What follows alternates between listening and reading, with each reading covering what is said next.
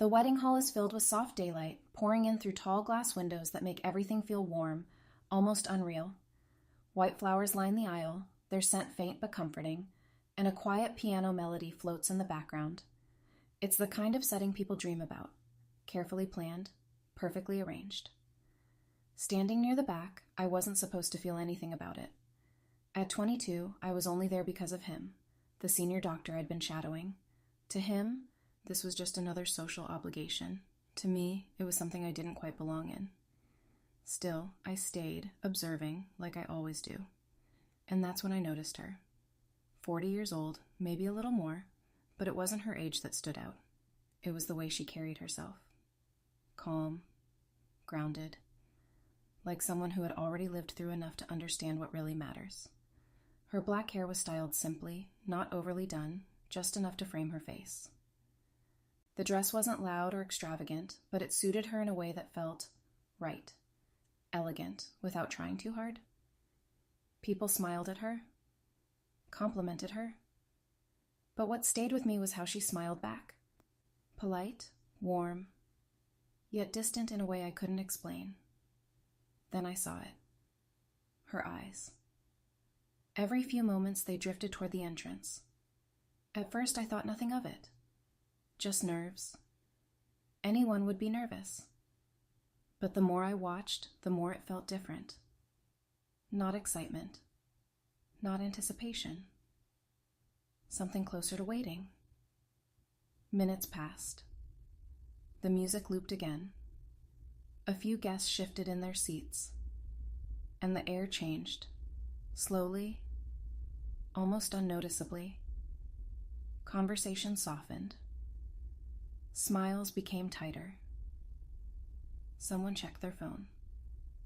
Another leaned in to whisper, and still, she stood there, holding her bouquet gently but not tightly, like she was trying not to show how much it mattered. I felt it before anyone said it. Something was wrong. Entrance remained empty. No footsteps, no movement. No sign of the man who was supposed to walk through those doors and change her life. And yet, she didn't move, didn't panic, didn't ask questions. She just stood there, composed, still, almost as if she was preparing herself for something she didn't want to believe. That's when I realized this wasn't just a delay. This was the moment everything was about to fall apart. And for some reason I couldn't explain, I couldn't stop watching her. At first, no one says it out loud. That's how moments like this begin, not with truth, but with avoidance.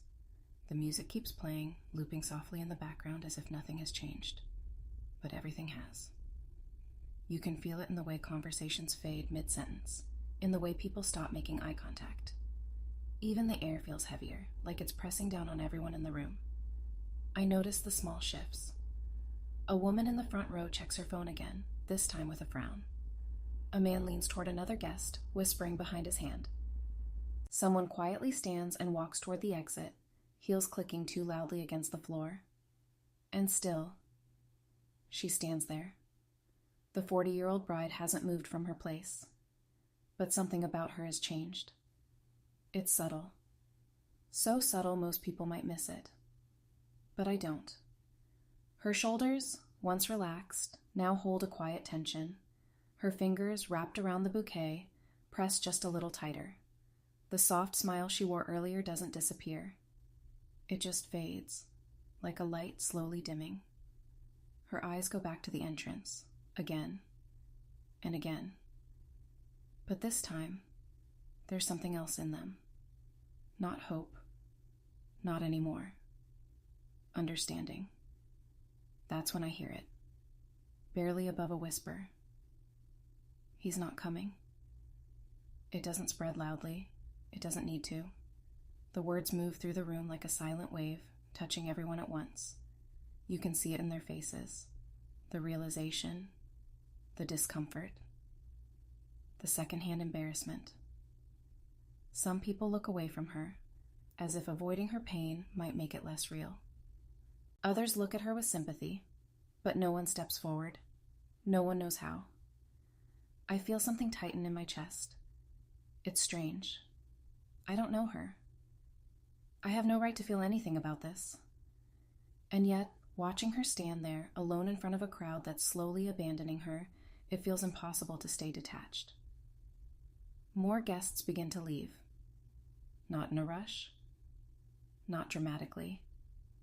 Just quietly. Like they're escaping something they shouldn't have witnessed.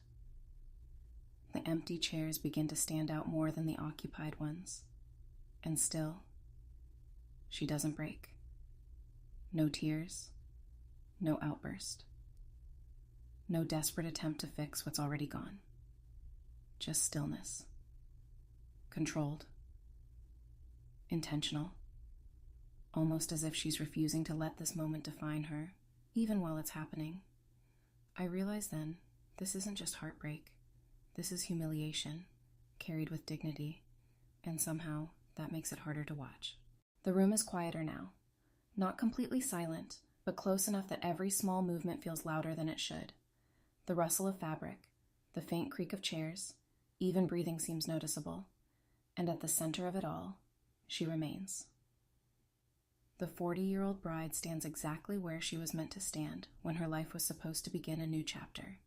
But now, that moment has been taken from her, without warning, without explanation, and still, she holds herself together.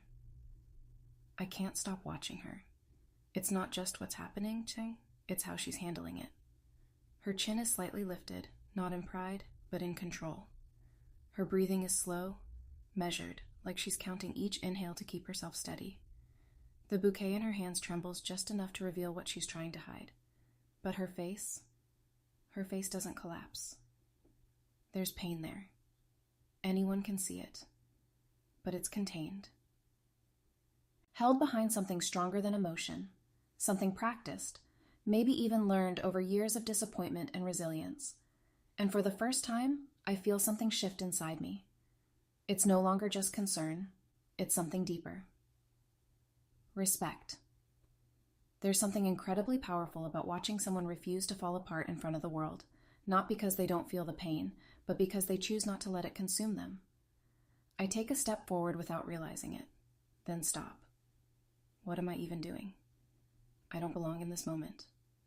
I'm just a witness, a stranger. There's nothing I can offer that would make any difference. And yet, walking away feels wrong, because no one else is stepping forward. No one is standing beside her. The people who were celebrating her just minutes ago are now avoiding her gaze, as if her situation is something contagious. And she notices. I can tell she notices. But she doesn't call them out. Doesn't react. Doesn't beg for support. She simply endures it. That's what makes it unbearable. Because she deserves more than this silence, more than this quiet abandonment. My chest tightens again, stronger this time. I want to say something, anything, but the words don't come. Maybe there aren't any. Maybe some moments are too heavy for words. And just as that thought settles in, I notice movement. Not from the crowd. From him. He doesn't hesitate. That's the first thing I notice. While everyone else seems frozen, caught between sympathy and discomfort, he moves with quiet certainty. The 45-year-old doctor, the man I've been shadowing, steps forward as if the decision was made long before this moment.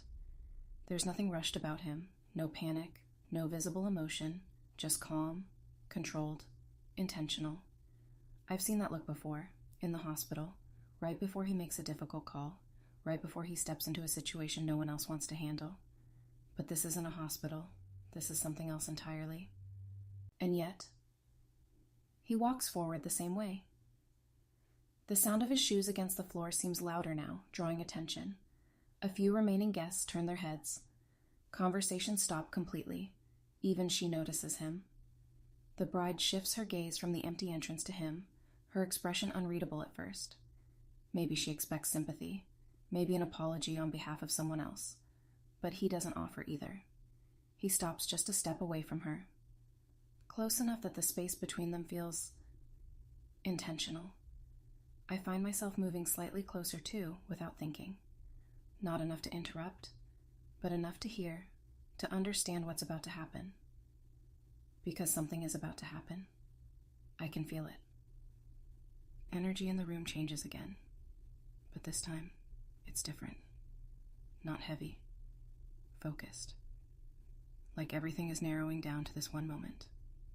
He studies her face briefly, not in a way that feels invasive, but as if he's trying to read something deeper than what's visible. And she lets him. That's what surprises me. Despite everything, despite the situation, she doesn't step back. Doesn't create distance. She just stands there, meeting his gaze.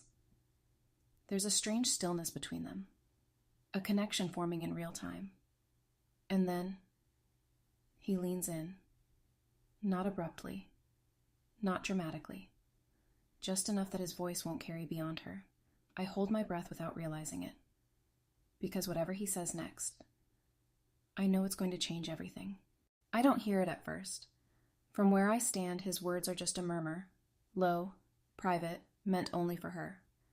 But I don't need to hear them immediately, because I see the impact. Her entire body stills, not the kind of stillness she's been holding until now, the controlled, composed kind. This is different. This is shock. Her fingers loosen around the bouquet, just slightly, as if the strength holding them has momentarily disappeared. Her eyes widen, not dramatically, but enough to reveal that whatever he said wasn't expected, wasn't even imaginable. I take another step closer, closer than I should be, and that's when I catch it. Marry me instead. The words hit harder than I expect. For a second, I think I misheard. I must have. Because who says something like that in a moment like this? But the look on her face confirms it. He meant it. There's no humor in his expression. No hint that this is a joke or a way to ease the tension. He's completely serious. And somehow, that makes it even more unbelievable. Her lips part slightly, but no words come out. She just stares at him, searching his face for something. Clarity, maybe?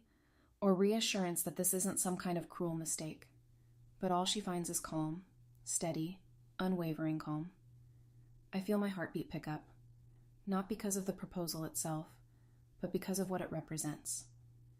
This isn't just a spontaneous decision, it's a lifeline, an escape. Or maybe something else entirely. Her grip on the bouquet loosens further. One hand shifts slightly, as if she's unsure where to place it now that everything has changed. And for the first time since this started, she looks uncertain, not broken, not defeated, just unsure. And that vulnerability, it's quiet, but it's there, makes this moment feel even more fragile. Because now it's not about what she's lost. It's about what she might choose next. Time feels different now. Slower. Heavier. Every second stretches, filled with unspoken questions. She doesn't answer him right away. Of course she doesn't. How could she? Moments ago, she was about to marry someone else. Moments ago, her life had a clear direction, a defined future. And now, everything has been erased and rewritten in a single sentence. I watch her carefully. The 40-year-old woman who stood so strong just minutes ago now faces something even more difficult than abandonment. A choice. Her eyes search his face again, more intensely this time. Not for confirmation of what he said, but for understanding. Why? That's the question she doesn't ask out loud. Why would he do this? Why step into a moment like this for her? He doesn't rush her, doesn't pressure. He simply waits. There's something incredibly grounding about the way he stands there, steady, patient, offering presence rather than persuasion. And somehow, that matters. More than words. I feel my chest tighten again, but for a different reason now. Because I realize I want her to say yes. I don't even know why. Maybe because she deserves something other than what just happened to her. Maybe because this moment, strange as it is, feels more real than everything that came before it. Her breathing shifts, slightly deeper now. Her shoulders, once tense, begin to relax just a little. And then she does something small. So small most people wouldn't notice. But I do. She nods. Barely. Just once. But it's enough. Everything changes in that single movement. Not loudly, not dramatically, but undeniably, and for the first time since the beginning of this day. There's something in her expression that wasn't there before. Not relief, not happiness, but something close. Hope. It doesn't feel like a real wedding anymore. And somehow, that's what makes it real. There's no grand music restarting, no dramatic announcements, no perfect alignment of plans falling back into place. Instead, there's quiet movement. People who had begun to leave slowly return, drawn back by something they don't fully understand. Curiosity, maybe? Or something deeper. The atmosphere has changed completely. What was once filled with expectation is now filled with something far more fragile. Possibility. I remain where I am, watching as everything unfolds. The 45-year-old man stands beside her now, not in front, not leading, just beside. Equal. Present. And she looks different. Not because of the situation, but because of what she chose. Her posture is softer now, less rigid. And the tension that once held her in place has eased, replaced by something quieter, steadier. At one point their hands meet, not dramatically, not for show, just a simple natural movement. Fingers brushing lightly before settling together. And for a brief moment, she closes her eyes. Not in sadness, but in acceptance. I feel something settle inside me too. Something I didn't realize I was holding. Because what I witnessed today wasn't just about loss. It was about what comes after.